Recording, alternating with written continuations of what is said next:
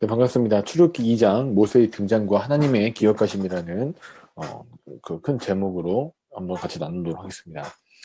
먼저 구조에 대해서 같이 살펴보면 좋으실 것 같습니다. 2장은 1절부터 10절까지가 모세의 탄생과 그의 구원의 배경을 얘기하고 있습니다. 그가 굉장히 큰 시련과 핍박 속에서도 하나님의 손에 의해서 구원된 그 모습들을 보게 되고요. 11절부터 15절까지 모세가 성장해서 그의 힘으로 첫 번째 중재 시도를 하는 것을 보게 됩니다. 역시 이것이 실패하기 때문에 이후에 미디안으로 바로의 그 영향력이 미치지 않는 곳으로 도망하는 모습이 16절에서 22절까지 펼쳐지고, 이 모든 그 모세의 상황이 맞춰진 다음에, 모세 이야기가 맞춰진 다음에 하나님께서 23장과 25장을 통해서 들으시고 기억하신 하나님, 자기 백성 기억하셨다는 모습이 등장하게 됩니다. 이 구조 두 개가 어떻게 그 연계성을 가지게 되는지를 이제 좀 같이 한번 살펴보겠습니다. 먼저 우리가 계속해서 1장부터 살펴보는 내용이 있습니다. 먼저 그것은 하나님의 의도와 인간의 의도가 상충했을 때, 부딪혔을 때 하나님의 주권에 의해서 인간의 도전이 철저하게 무너지는 모습을 보게 된다는 것입니다. 이 구도가 출애굽기 내에서 굉장히 중요한 구도이기 때문에 좀 기억하시면 더 좋을 것 같습니다. 그래서 우리가 바로 살펴볼 수 있는 건 바로의 그 도전이 있습니다. 그것에 대한 하나님 주권이 상충합니다. 그래서 바로의 계획은 첫 번째 계획의 1장 11절에서 노역을 통해서 이스라엘 백성들 학대해서 그들의 수를 줄여보려고 합니다. 지금 바로의 위협은 이스라엘 백성들이 수가 많아지는 것입니다. 생육하고 번성해서 땅에 가득하게 된 이스라엘로 인해서 두려움이 있는데, 그래서 이것들을 갖다 어떻게 해결할까? 그래서 첫 번째는 노역을 통해서 국고성을 짓고 노역을 통해서 이스라엘을 학대해가지고 그 수를 줄여보려고 시도합니다. 그러나 하나님께서 이스라엘 백성들과 함께 하셔서 자신의 주권을 발휘하셔서 그들을 보호하시기 때문에 이것이 철저하게 실패하는 것을 보게 됩니다. 두 번째 2차 계획은 1절부터 16절에 1장 16절에서 나오는 산파를 섭외해서 그들을 통해서 남아를 살해하라는 지시를 내립니다. 그 딸이면 살려두고 아들이면 죽이라라는 명령을 하죠.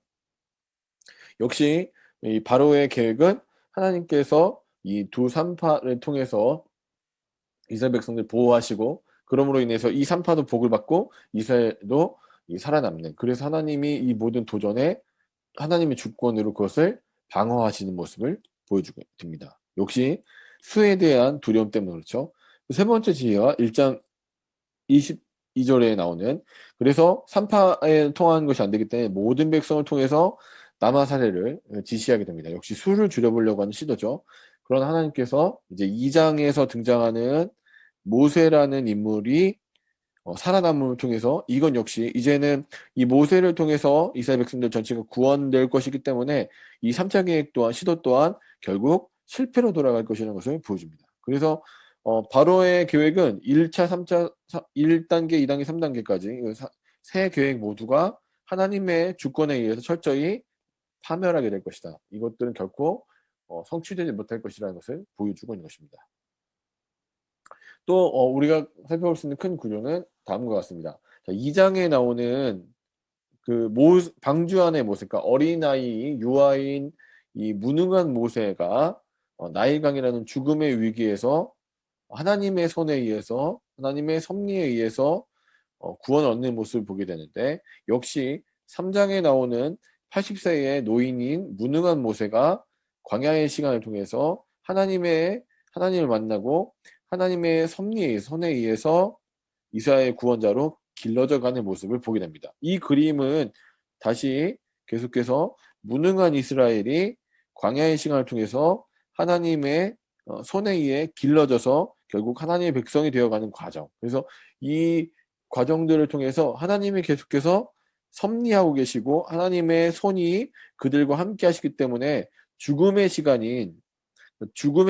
죽음의 시간인 나일강, 죽음의 시간인 광야의 시간, 죽음의 시간인 광야의 시간이 하나님의 손에 의해서 생명의 놀라운 열매로 바뀌게 되는 것을 보여주고 있습니다. 이 구도가 2장과 3장의 중요한 그림 중에 하나입니다. 그래서 무능한 자가 유능자를 만났더니 다시 예, 무능자가 전능자를 만나면 유능자로 바뀐다. 이게 전체적인 큰 그림이라는 걸 기억하실 필요가 있습니다. 그래서 방주 안에 있는 방주가 그러니까 같은 의미죠. 방주, 그다음에 갈대상자 같은 단어를 갖고 있죠.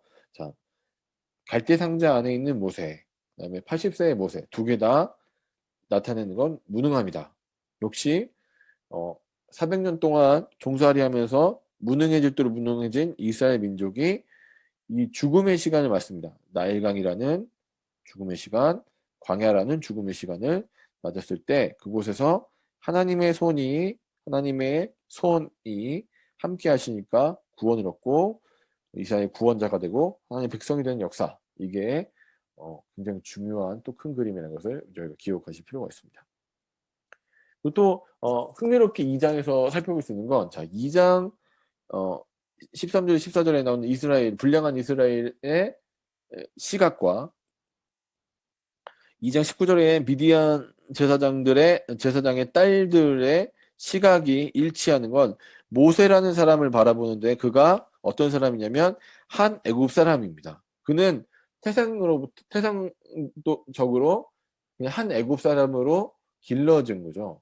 그를 바라보는 모든 사람의 시선은, 그러니까 지금 이제 뭐 모세가 자기 동포를 구원하겠다고 움직일지라도 그 동포의 눈에 그는 애굽 사람이에요. 한 애굽 사람일 뿐이에요.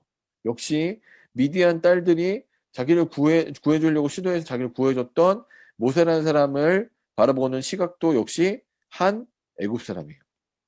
그 한 애굽 사람인 모세가 광야의 시간을 거쳐서 이제 어떻게 자기 자신을 인식하냐면, 그러니까 역시 이 한 애굽 사람이었던 사람이 광야의 시간을 통해서, 이 고난의 시간을 통해서, 훈련을 통해서 어떻게 변화되냐면, 게르솜이라는 자기 첫째 아들을 낳고 나서 고백하는 게, 나는 이집트에서 내가 나그네였음을 인식하는 거야. 내가 이집트에서 나그네였구나, 내가 그곳의 객이었구나를 인식하는 거예요.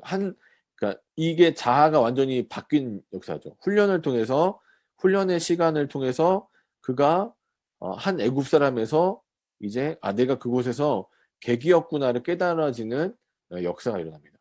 이 하나님의 시간표가 완성되었을 때, 한 애굽 사람이 자기가 어떤 존재였는지에 대한 인식이 변화됐을 때, 이 훈련의 시간을 통해서 변화됐을 때 비로소 하나님의 시간표에 의해서 23장과 25장의 고백이 나오는 거죠. 하나님이 드디어 움직이시기 시작하신다.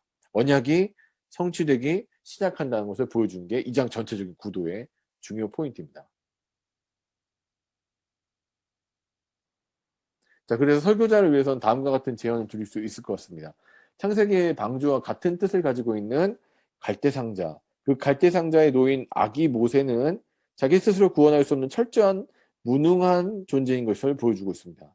그에게 우리가 앞으로 만나게 될 80노인 모세와 400년 종살이의 이스라엘도 역시 스스로는 도저히 구원할 수 없는 철저한 무능한 자들인 것입니다.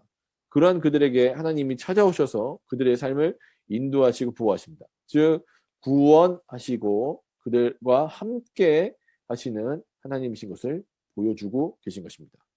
한편 누가 보아도 한 애굽 사람으로 성장한 모세는 자신의 힘으로 민족을 구원하려다가 살인을 저지르고 도망자가 됩니다.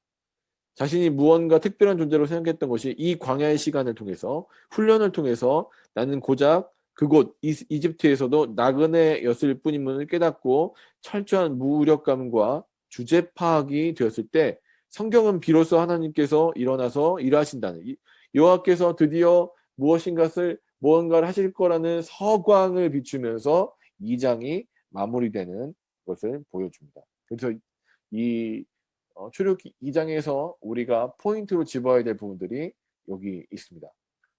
중요한 부분입니다. 이 동포가, 그러니까 이 다 구원해줬어요. 모세라는 사람이 다 구원했던 이 동포, 그다음에 그 미디안 이 제사장의 딸, 두 존재가 다 모세라는 사람에 의해서 구원을 받았는데, 그 구원을 받은 사람 둘 다 모세를 바라보는 시각은 한 애굽 사람일 뿐이에요. 이 동포도 자기와 같은 이스라엘 백성을 인정하지 않았기 때문에 그를 우리가 네가 뭔데 우리랑 뭐 같은 존재인 줄 아냐라고 얘기를 하는 거죠. 그래서 그는 철저히 다른 존재였습니다. 그래서 이 이스라엘인이 보는 그도 동포가 아니었고, 미디안 딸들이 보는 미디안 제사장의 딸들이 보는 시각도 역시 그는 한 애굽 사람이었어요. 그 한 애굽 사람이 광야의 훈련의 시간을 거쳐서 게르솜이라는 고백이 나오는, 자기의 인격이 변화되는 역사. 그래서 그 모든 하나님의 섭리의 수레바퀴가 경륜이 맞춰졌을 때 하나님의 시간표가 와서 드디어 때가 됐다라고 끝나는 게 2장의 전체적인 구조라는 걸 꼭 기억하셔서 좋은 설교를 완성하시길 바랍니다. 감사합니다.